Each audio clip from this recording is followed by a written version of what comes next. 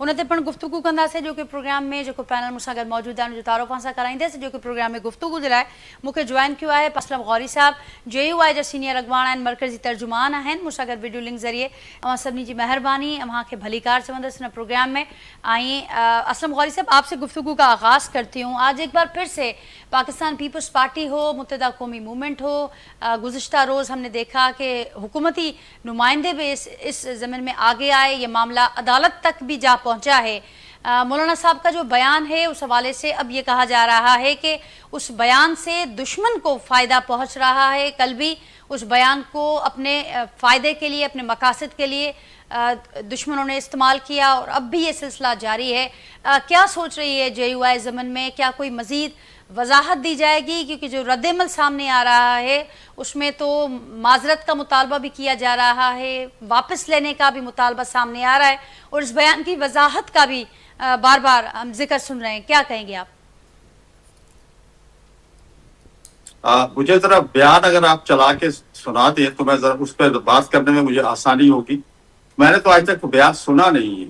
अगर किसी पार्टिसिपेंट के पास है जो समझते हैं कि उनके पास वो बयान है तो मुझे जरा व्हाट्सअप कर दें, मुझे पता तो चले कौन सा बयान है जिसके ऊपर इतना शोर होगा मचा हुआ है। और मैंने तो कल ही एक टीवी पे कहा था, पार्टिसिपेंट को पता ही नहीं था कि बयान क्या है और उसने सुना है या नहीं सुना है। ये सब चीजें 48 घंटे बाद क्यों शुरू हुई हैं? मौलाना की तकरीर के 48 घंटे बाद ये सारी चीजें क्यों शुरू हुई हैं?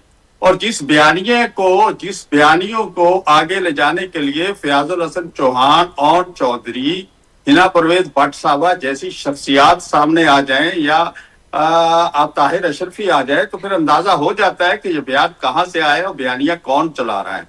बाकी जो हुकूमत में लोग बैठे होते हैं उनकी अपनी मजबूरियां भी होती हैं और जो अपोजिशन में बैठे होते हैं उनका अपनी मजबूरियां होती हैं। तो मेरे हुकूमती ज़राए से जो दोस्त इस पे बात कर रहे हैं, मैं समझता हूँ उनकी अपनी मजबूरियां हैं, उस मजबूरियों से फायदा उठा रहे हैं।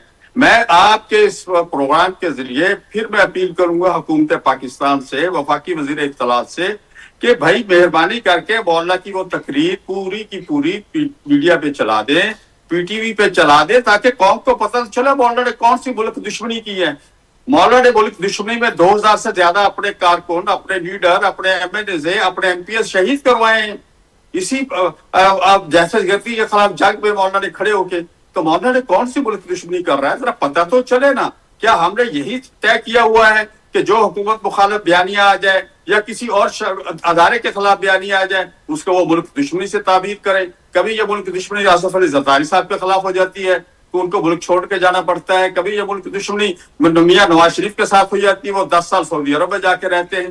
तो मैं समझता हूँ इस रवायत को हमें तोड़ना होगा, सियासतदानों को यह रवायत तोड़नी होगी। बाकी रह गया कोर्ट कचहरी का मामला, जो कुछ कोर्ट में होगा हम उसे फेस करेंगे। हमें कोर्ट में कम से कम जाके जब पता लगेगा ना कि हमने बयान क्या दिया है। अभी तक तो कौम को यही नहीं पता लग रहा कि वो बयान क्या है, वो बयानिया क्या है जिसके ऊपर हुकूमत इतना वो जराए इतना शोर होगा कर रहे हैं, जो हमेशा इस तरह के कामों के लिए मशहूर होते हैं। मैं समझता हूँ कि वो बयानिया कौम के सामने आना चाहिए, मौलाना साहब की वो तकरीर सामने आनी चाहिए। मौलाना साहब की सियासी जिंदगी 60 साल पे मुहित सियासी जिंदगी है। सियासी जिंदगी में मौलाना साहब की किसी को हमें मौलाना साहब के करदार पे, मौलाना साहब की हुब्बुल वतनी पे किसी से हमें सर्टिफिकेट लेने की जरूरत नहीं है। दुनिया जानती है कि जब बहुत सी पार्टियां जब अस्करी लिबार्टियों में तैयार हो रही थी तो मौलाना फजल रहमान MRD के तहरीक में पीपल्स पार्टी के साथ मिलकर कोड़े खा रहे थे। तो हम ये सारी चीजें मैं दोहराना नहीं चाहता, इसलिए मैं सियासतदानों में बीच में लड़ाई नहीं करना चाहता। मैं उन जराए से बात करना चाहता हूँ जो जराए इस इशू को चला रहे हैं और उनको जराए को सोचना चाहिए कि मौलाना फजल रहमान का किरदार क्या है और मुल्क के लिए क्या है। अगर बलूचिस्तान में आज हना उड़क में लोग शहीद हो रहे हैं तो उसमें JUI के कितने हैं? अगर आज जियारत में जो पुलिस वाले शहीद हुए तो उसमें JUI के लोग कितने थे? ये भी सोचना चाहिए। और कल जो बन्नू में हमला हुआ है थाने पे, ये बातें आप टीवी से आउट कर देंगे ना। अगर ये बातें मौलाना फजल रहमान ने जाके पंजाब में करती है और तख्ते लाहौर पे जाके कुछ थोड़ा सा हलचल पैदा हुई है तो इस पर शोर होगा कैसे?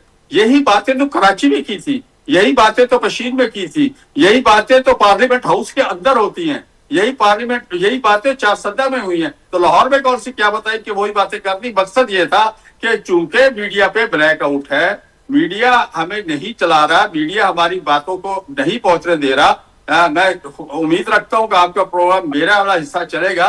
कल मैंने 2 टीवी प्रोग्राम में बात की है 3 में से की थी, 1 पे चला है, 2 को प्रोग्राम मेरा रोक लिया गया है। और परसों मैंने जिस पे की थी उसको 10 मिनट उन्होंने मेरे काट दिए होगा। बिल्कुल आपका ये ऐसा हमारा अगर वक्त तक नहीं आपकी बातों से ये कहा जाए कि इस वक्त तक जो मुतालबा सामने, आपने कहा कि अदालत में जो मामला गया है उसको देख लेंगे JUI, लेकिन अभी तक जो पार्टीज का जो यक जबान होकर सारी पार्टीज मुतालबा कर रही हैं कि इस बयान को या तो वापस लेना चाहिए मौलाना साहब को, और या फिर उस पर माजरत लेनी चाहिए। इस किस्म की कोई बात अभी ज़ेरे गौर या ज़ेरे बहस नहीं है JUI के अंदर। जी मैं तो ये कहता हूँ, मुझे बयान तो दो जो मैं वापस लूँ, जिसपे माजरत करूँ। सियाको सबाक से हटके एक जुमले पे आप अगर बात कर रहे हैं तो ये मुनासिब नहीं है। मौलाना साहब ने इस तरह नहीं कहा। क्या फौज में हमारे लोग नहीं है? ये जो बयानुल मंसूब जो हुआ है, जो जंग इंडिया के साथ हुई है, हमारी एक MNA के साहबजादे उसमें पायलट थे, वो उन जहाजों का हिस्सा थे जो जहाजों ने जाके इंडिया में अटैक किया, और खुद स्पीकर साहब ने अप्रिशिएट किया उसे कौमी असेंबली में खड़े होके बैठ के, और उन्हें कहा कि हमें बड़ी खुशी हुई है कि हमारी एक पार्लियामेंट का बेटा भी इस जंग में शरीक था। JUI के अपने लोग हैं, हमारे लोग फौज में हैं। हाफिज अब्दुल्ला का बेटा एक बड़ी अहम सीट पे है, और कई साथी है उनके। फौज क्या फौज किसी की अजारादारी है? फौज कौमी है। फौज के शहीद मेरे सबके शहीद है, किसी अदारे के शहीद नहीं है। जो लोग बॉर्डर पे लड़ रहे हैं, जो कौम के दिफा में लड़ रहे हैं, जो कौम के लिए मर रहे हैं, वो कौमी शहीद है, वो किसी शख्स के शहीद नहीं है, किसी अदारे के शहीद नहीं है। कोई उनकी ठेकेदारी ना ले, वो मेरे भी शहीद है, कोई उनकी ठेकेदारी ना ले। मेरी बात को तरोड़ बरोड़ के ना पेश किया जाए। जो मैंने कहा है, मैंने जिसको ये कहा है कि आप शहीदों की आड़ में आप आड़ डाले, आप अपना किरदार अदा करें, आप जो आपकी ड्यूटी है वो अदा करें, आप हमारे मामलात में इंटरफेयर ना करें। जब आप हमारे मामलात में इंटरफेयर करेंगे तो हम तो आप पर बोलेंगे। अब उसमें यह बात करना कि हमने शहीदों के खिलाफ बात की है, शहीदों के खिलाफ मौलाना साहब ने कोई बात नहीं की है। उनके बयान को सियाको सबाक से हटा के चलाया जा रहा है। बयान को सियाको सबाक से हटाकर चलाया गया है। असलम गौरी साहब, फिर आगे बढ़ते हैं। जो इस वक्त आजाद कश्मीर की सूरत हाल है, मियां साहब ने बड़ी अच्छी बात की है जी। मियां साहब ने कि कुर्बानियां तो जमीयत उलमा इस्लाम ने दी है, मजे इंजॉय ये कर रहे हैं। फार्म 47 पे हुकूमत लेके बैठे हुए बड़े फन्ने खाई से कह रहे हैं कि हमने हुकूमत मिली।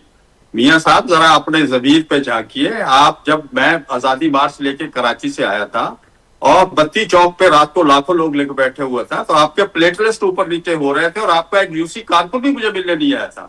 एक UC कारकुन भी आपने मेरे साथ नहीं भेजा था। और उस वक्त कब्र ज़बान कायरा लाला मूसा से चल के हमें रिसीव करने लाहौर पहुंच गए थे पीपल्स पार्टी की तरफ से।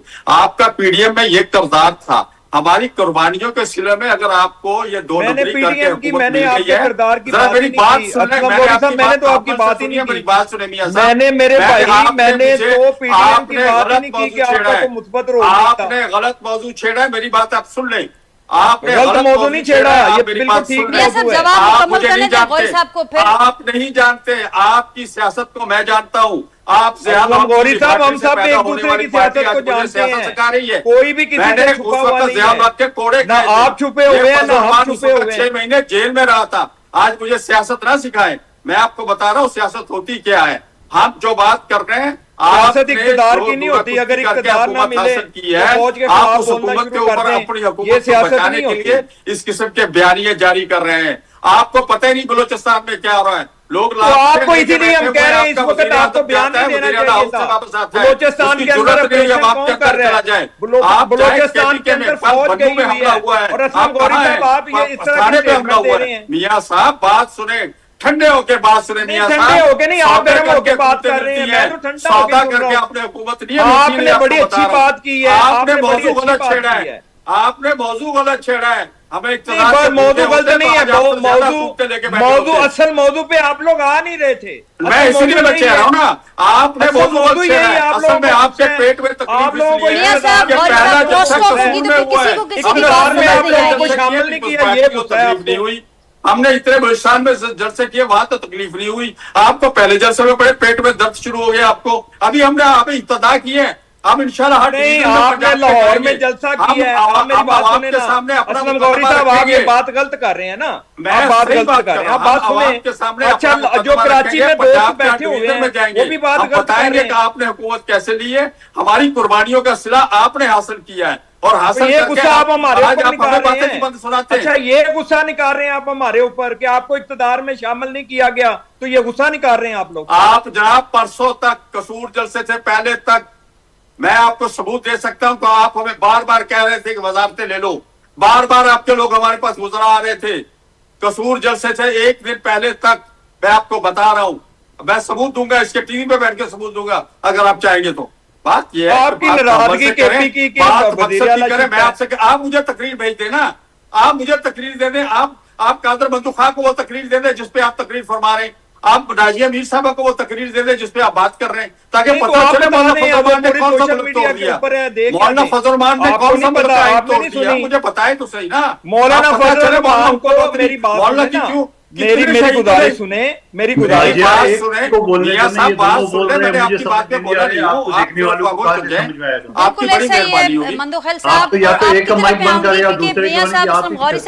अगर क्रॉस टॉक होगी तो कोई किसी की बात नहीं समझ सकेगा। और यही मामला हम देख रहे हैं कि जब भी किसी मौजू पर बात होती है तो क्रॉस टॉक इतनी होती है कि वो कोई किसी की बात समझ नहीं पाता। तो आप मना क्या करें ना, मैंने कादर बंदू साहब ने बात की, मैं बीच में मजे ले रही है, चलो दोनों लगे हुए, सुनने को तो कुछ नहीं मिलेगा ना।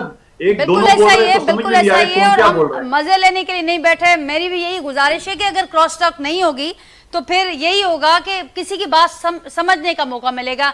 लेकिन अफसोसनाक सूरत हाल ये है कि हर जगह पर जब भी कोई वो पार्लियामेंट के अंदर हो, वो मामलात हो, वो टॉक शोज हो, हमें यही सुनने को मिलता है, लेकिन अवाम ये नहीं सुनना चाहते। गौरी साहब, आपका पॉइंट आ गया।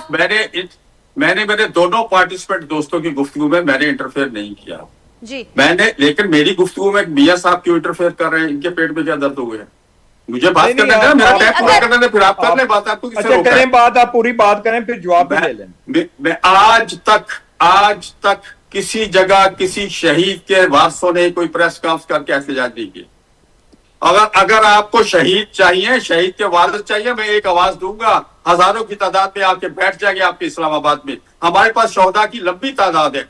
आप कौन से शहीद की बात कर रहे हैं? आप लाहौर में बैठ के कंडीशन कब्रों में आप सियासत करते हैं। आप जाएं जाके आप डेरा इस्माइल खां में सियासत करें, आप जाए फाटा में सियासत करें, आप जाए जोब में सियासत करें, आप जाए पिशीन में सियासत करें, आप जाए मस्तोंग में सियासत करें। मैं जान जाऊंगा आपकी सियासत को। आप तो सिंध में भी नहीं है। आपको तो एक इस तरह हुकूमत मिल गई है और आप उसको बचाने के लिए ये सारे ड्रामेबाजी आप कर रहे हैं। मैं एक बात क्लियर कर दूं, मौलाना साहब का मौकफ बिल्कुल ये नहीं है जो इस वक्त मीडिया पे लोगों को भेजा जा रहा है, जो वजारत इत्तलात और नशरियात जो मीडिया पे कह रही है, बिल्कुल वो मौलाना साहब का मौकफ नहीं है। मौलाना साहब का मौकफ बिल्कुल इससे हटके है। मैं बार बार ये बात कह रहा हूं कि जो मैंने जुर्म किया ही नहीं, कादर बंदू खां साहब बड़े सीनियर वकील हैं, जो जुर्म मैंने किया ही नहीं, मैं उसकी माजरत करूं, मैं उसकी माफी मांगू, ठीक। तो मैं अपना जुर्म कबूल कर लूं। ठीक, आप समझते हैं कि इस पर कोई वजाहत आनी चाहिए। आपने कहा को सबक से हटकर किया गया। कैसी वजाहत चाहिए? मैं दे रहा हूँ आपको, मैं वजाहत नाजिया, मैं एक सवाल ऐड कर देता हूँ। एक सवाल ऐड आपसे कौन सी वजाहत चाहिए मुझे बताएं, और किस तरह की वजाहत चाहिए? ये बड़ा कोई बात नहीं की, प्रोग्राम को बिल्कुल सियाको सबाब से हट के बात चलाई जा रही है। और अगर किसी के पास कोई ऐसी चीज है तो वो कौम के सामने ले आए, आपका पॉइंट आ गया। फिर हम अगर हमसे गलती हुई है तो ना वजाहत की जरूरत है ना माजरत की जरूरत है। जब कोई ऐसा जुर्म हुआ नहीं तो उस पर ना माजरत बनती है, और वजाहत वो कह रहे हैं कि अब तक जो JUI का मौक़िफ़ सामने आया है उसको वजाहत के कॉन्टेक्स्ट में देखा जाए। गौरी साहब, आप क्या कहेंगे? अब दोनों पार्टियों को आपने सुना, ये फिर मजबूरी का जो बंधन हमें नजर आ रहा है जिसमें इस हद तक मामलात और इख्तलाफात हैं। फिर साथ ये भी बात हो रही है कि आज़ाद कश्मीर के अंदर जो सूरत हाल है, जो अमन के हवाले से जो क्वेश्चन ली जा रही हैं, उनको सबोताज नहीं होने देगी पाकिस्तान पीपल्स पार्टी। और ये आपने मियाँ साहब को भी सुना, तो कैसे उसको बचाएंगे आप लोग? कैसे जो मुज़ाकरात का रास्ता हमवार हुआ है इसको कैसे बरकरार रखा जाएगा? और ये जो अभी आपने दोनों पार्टियों को सुना, इस पर क्या राय देंगे आप? मैं एक बात कहना चाहूंगा कि मियाँ अजीम साहब ने कारकर्दगी की बात की है, तो मैं थोड़ी सी कारकर्दगी मियाँ साहब के गोशगुजार कर दूं, और शायद आपके इल्म में भी ना हो, और शायद मेरे दोस्त इनके मंदोखैल साहब के इल्म में ना हो इनकी कारकर्दगी।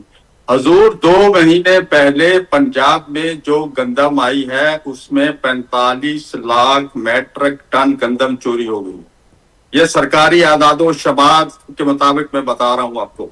2 महीने के अंदर गंदम उठा के हुकूमत ने अपने गोदामों में छुपा ली है, ब्लैकमेल करके कौम से पैसे वसूल करने के लिए। ये एक बहुत बड़ा स्कैंडल है जिसपे कमेटियां तो बनाई जा रही हैं, लेकिन अगर आप कहेंगे तो मैं आपको हुकूमती वज़रा के गोदाम भी दिखा दूंगा जहां गंदम पड़ी हुई है। इसी तरह इस मुल्क में पंजाब सबसे ज्यादा कॉटन का पैदावार करता था। 1.5 crore cotton base 50 lakh cotton belt पे वापस आ गई है 1.5 करोड़ की जगह पे। और इस वक्त पंजाब का किसान सड़कों पे टकरे मारता हुआ फिर रहा है, रोता हुआ फिर रहा है, उनकी कोई सुनने वाला नहीं है। सिर्फ रावलपिंडी, फैसलाबाद और लाहौर की रोडों और बिल्डिंगों का मेकअप करके ये अपनी हुकूमत चला रहे हैं।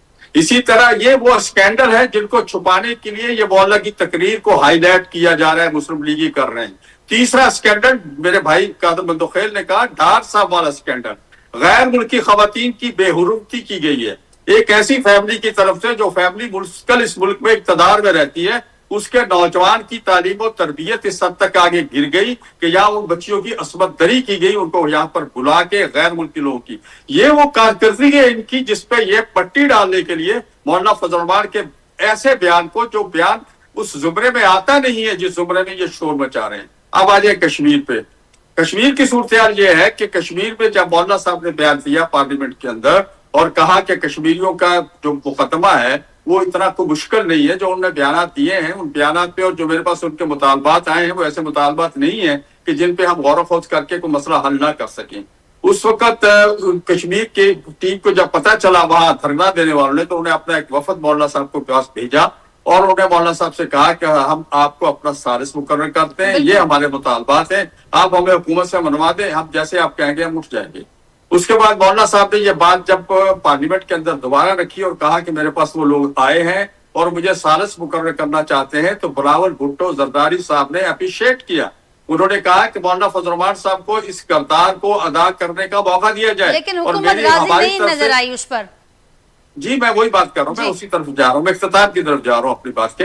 तो बिलावल भुट्टो साहब ने कहा, तो उसमें मुस्लिम लीगी वज़रा ने भी कहा कि हाँ ठीक है, हमें कोई इतराज नहीं, लेकिन मुस्लिम लीग आज तक सो रही है। आज तक इन्होंने उस पर कोई गौर खोज नहीं किया। आज तक हम मुंतजर हैं, बार बार इनको फोन कर रहे हैं, उधर से वो लोग धरने पे बैठे हुए हैं, वो हमारी बातचीत को सुन भी रहे हैं और बात को मौलाना साहब की बात को लेके वो बैठे भी हुए हैं। ठीक है, मैं नहीं कहता कि सारे, उसमें कुछ लोग ऐसे भी होंगे जो हमें नापसंद होंगे, उनकी गुफ्तगू ऐसी नहीं होगी, लेकिन 90% लोग प्रो पाकिस्तानी कश्मीरी बैठे हुए हैं जिनने कुर्बानियां दी हैं। इसी तरह 2 दिन पहले जब उनका डेडलाइन आ गया था कि हम 15 को मुजफ्फराबाद की तरफ चलेंगे, तो मैं भी बैठा हुआ था। मौलाना फजल रहमान साहब ने मोहतरम बिलावल भुट्टो जरदारी साहब से बात की टेलीफोन पे, को 20 मिनट बात हुई, हम बैठे हुए थे हमारे सामने।